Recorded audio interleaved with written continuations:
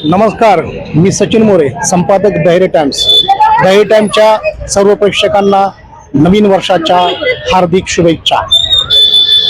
1 जानेवारी 1818 British विरुद्ध पेशवाई यांच्यामध्ये झालेलं युद्ध आणि युद्धामध्ये ब्रिटिशांच्या बाजूने 500 महार सैनिकांनी या युद्धात भाग घेतला आणि पेशवांच्या 28,000 सैनिकांना त्यांनी पराभूत केलं आणि एक विजय प्राप्त केला. याच दिनाचं औचित्य साधून दरवर्षी 1 जानेवारीला भीमा कोरेगाव या ठिकाणी महाराष्ट्र आणि संपूर्ण भारतातून भीम बांधव येत असतात. त्या ठिकाणी उभारलेला विजय स्तंभ त्याला मानवंदन देतात आणि शौर्य दिन म्हणून साजरा केला जातो. आज फलटण तालुक्यातून असे शेकडो समाज बांधव भीमा कोरेगावसाठी रवाना होत आहेत. आज पाहूया की त्यांच्या मनामध्ये काय भावना आहेत ते. आपल्या बरोबर आहेत युवा उद्योजक संग्राम अहिवळे. संग्राम अहिवळे सेठ, आज आपण जवळपास 4 लक्झरी बस आणि शेकडो भीम अनुयायी घेऊन भीमा कोरेगाव निघाला. सर्वप्रथम सर्व फलटणकर वासियांना नवीन वर्षाच्या हार्दिक शुभेच्छा. तसेच सर्व भीमा अनुयायांना शौर्य दिनाच्या शुभेच्छा. 1 जानेवारी 1818 रोजी भीमा नदीच्या काठावर पेशवाईच्या अन्यायी अत्याचार विरोधातल्या लढ्यामध्ये 500 महार सैनिकांनी जवळपास 28,000 पेशवे या सैन्यावरती मात करून विजय मिळवला होता आणि त्याचंच एक प्रतीक म्हणून विजय स्तंभास अभिवादन करण्यासाठी महाराष्ट्रभरातून दरवर्षी लाखो अनुयायी भीमा कोरेगाव येथे मानवंदना देण्यासाठी जातात. त्याच अनुषंगाने आम्ही पण एक उपक्रम असा केला की आपल्याला पण कुठेतरी आपल्या समाजातून पण जाणाऱ्यांची संख्या भरपूर आहे मंगळवारपेठ फलटणीतून, तर त्यांची जाताना काही गैरसोय होऊ नये किंवा ज्यांना जायला भेटत नाही काही इच्छा असते परंतु जायला भेटत नाही, मग त्या माणसांसाठी सगळ्या महिला वर्गासाठी आपण 4 लक्झरी बसेस दिलेल्या आहेत. जवळपास 200च्या पेक्षा जास्त संख्या झालेली आहे. लक्झरी बसेस फुल झालेले आहेत. कदाचित एक वाढवावी लागेल अजून आम्हाला आणि आम्ही सगळी बहुसंख्येने भीमा कोरेगाव येथे वंदन करण्यासाठी जाणार आहेत. आपण सो खर्चानी शेकडो लोकांना घेऊन जातात, काय म्हणजे भूमिका आहे मागची? भूमिका चांगलीच आहे. यामध्ये कोणताही राजकीय हेतू नाही किंवा काही नाही, कारण आता इलेक्शन पण होऊन गेले. त्यामुळे असं नाही की बाबा कुठेतरी मला आता परत आता उद्याच्याला इलेक्शन आहे म्हणून मी काहीतरी करतोय, असा काहीच हेतू नाही माझा. फक्त हेतू एवढाच होता की ज्यांची जायची इच्छा असते परंतु ज्यांना जायला भेटत नाही, अशा माणसांची आपण व्यवस्था करावी जेणेकरून प्रत्येकाला वाटत असतं मला जायचंय नाही का, परंतु काही कारणांमुळे जायला भेटत नाही आणि एकत्र जाण्याचा जो आनंद आहे तो खरा वेगळाच आहे नाही का. मला पण एवढी सगळी माणसं घेऊन जाताना आनंद पण नाही आणि जबाबदारी पण नाही. शेवटी 200-250 महिला लहान मुलं पण आहे, तुम्ही बघितले असताल, तर ती सगळी घेऊन जाणं जबाबदारी आहे मोठी. ओके, धन्यवाद. आपण पाहिलं की या ठिकाणी 200-250 महिला लहान मुलं यांना घेऊन या ठिकाणी संग्राम अहिवळे भीमा कोरेगाव या ठिकाणी निघालेले आहेत.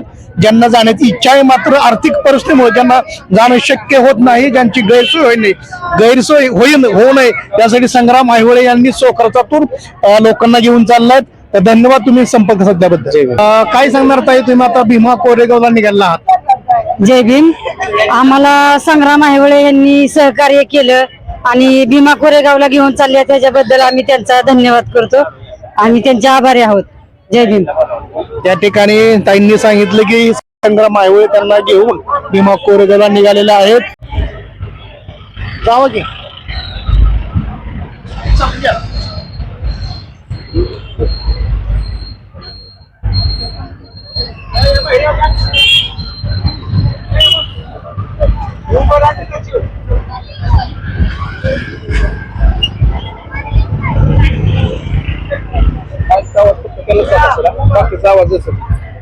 सिस्टम आहे.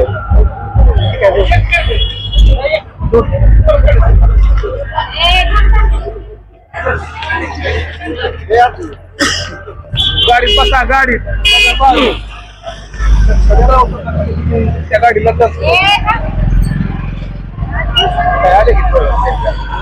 काय ना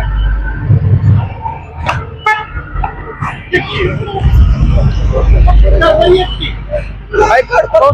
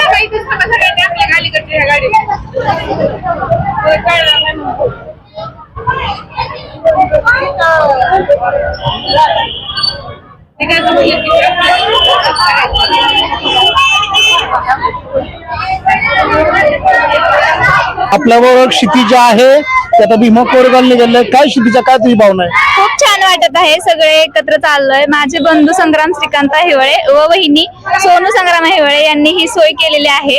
ज्यांना भीमा कोरेगाव इथे पोहोचता येत नाही त्यांना एवढे बहुसंख्येने घेऊन चाललेले आहेत. तरी खूप खूप थँक्यू त्यांना. सगळे लोक आम्ही चाललेलो आहेत. जय भीम. भीमा कोरेगाव या ठिकाणी निघालेत. काय सांगाल तुम्ही या ठिकाणी भीमा कोरेगाव निघाला आहात? सर्वांना क्रांतिकारी जय भीम. आम्ही आमच्या आयुष्यातली प्रत्येक नवीन वर्षाची सुरुवात 500 महार शूरवीरांना सलामी देऊन करत असतो. त्यासाठी पिंपरदवरून आम्ही त्या शूरवीरांना सलामी देण्यासाठी निघालेलो आहोत. पुन्हा बोल. ज्योती कांबळे. तुम्ही भीमा कोरेगाव निघालात. नमस्कार. प्रथम सर्वांना जय भीम.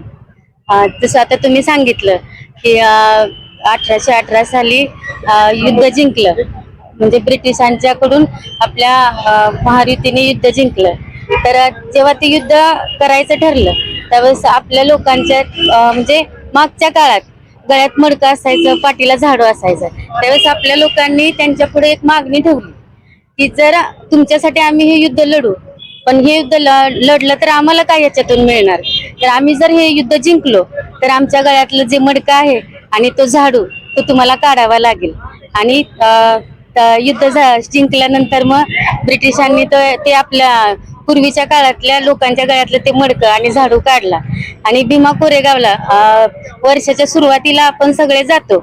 तर जात असताना आपल्यासाठी डॉक्टर बाबासाहेब आंबेडकरांनी किंवा आपल्या पूर्वजांनी जे काय केलं ते आपण त्याची जाणीव ठेवून प्रत्येक वर्षी जावं सर्वांनी. जय भीम.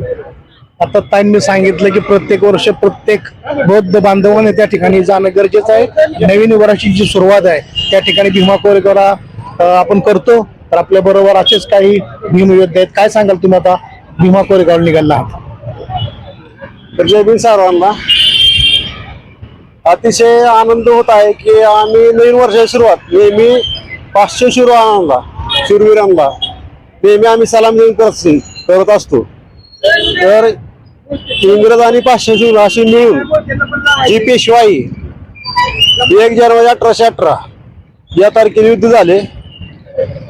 तर युद्ध आम्ही जिंकून आमच्यावरचा अन्याय आम्ही दूर केला आणि खरं त्या अर्थाने जगायला आम्हाला शिकवलं. महामानव डॉक्टर बाबासाहेब आंबेडकर यांना मी त्रिवार अभिमान करतो. तरी अतिशय आम्हाला आनंद होत आहे की आज आम्ही चाललोय भीमा कोरेगावला. ठीक आहे, नमस्कार. अतिशय आनंदाच्या वातावरणामध्ये या ठिकाणी भीम बांधव निघाल्यात. आपल्यावर पिंपरातील कार्यकर्ते संतोष मोहिते. प्रथम माझा सर्वांना जय भीम. मला अतिशय आनंद वाटतोय की 1 जानेवारीला भीमा कोरेगावला मी मानवंदना देण्यासाठी चाललोय. आमचं सहकुटुंब सहपरिवार आणि गावातील सर्व समाज बांधव चाललोय. अतिशय आनंद वाटतोय. अतिशय आनंदाच्या वातावरणामध्ये या ठिकाणी पिंपरवत येथील ग्रामस्थ समाज बांधव या ठिकाणी निघाले. आपल्यावर आहेत विकास मोरे. काय सांगाल तुम्ही? प्रथमतः सर्वांना क्रांतिकारी जय भीम. आज नवीन वर्षाची सुरुवात आम्ही भीमा कोरेगाव गावात जाऊन मानवंदना देत आहोत. आज खऱ्या अर्थाने आमच्या जीवनाला एक वेगळं वळण 500 महार यांनी दिलेला आहे. जे आता ताईंनी सांगितलं की गळ्यातील मडक आणि पाठीमागचा झाडू हा जरी विचार आता नवीन पिढीने केला तर एवढ्या वेदनादायक वेदना वाटतात की मनाला असं एक प्रकारचं म्हणजे खूप वाईट वाटतं त्यावेळी झालेला तो अन्याय. म्हणून प्रत्येक वर्षी आम्ही लाखोच्या संख्येने भीमा कोरेगाव येथे मानवंदन देण्यासाठी जातो. तरी सर्वांनी संपूर्ण महाराष्ट्रातून नव्हे तर जगातून तिथं मानवंदना देण्यासाठी भीमा अनुयायी येतात. तरी सर्वांना मी विनंती करतो की जे कोणी अजूनपर्यंत तिथं पोहोचत नाहीत त्यांनी तिथं यावं आणि आपल्या मान सन्मान जो 500 महारांनी तिथं केलेला आहे तो मान सन्मानला आपण अभिवादन केलं पाहिजे. एवढंच. जय भीम. आता सांगितलं की जे कोणी त्या ठिकाणी येत नाही त्या प्रत्येकाने भीमा कोरेगाव या ठिकाणी येऊन मानवंदना देणं गरजेचं आहे.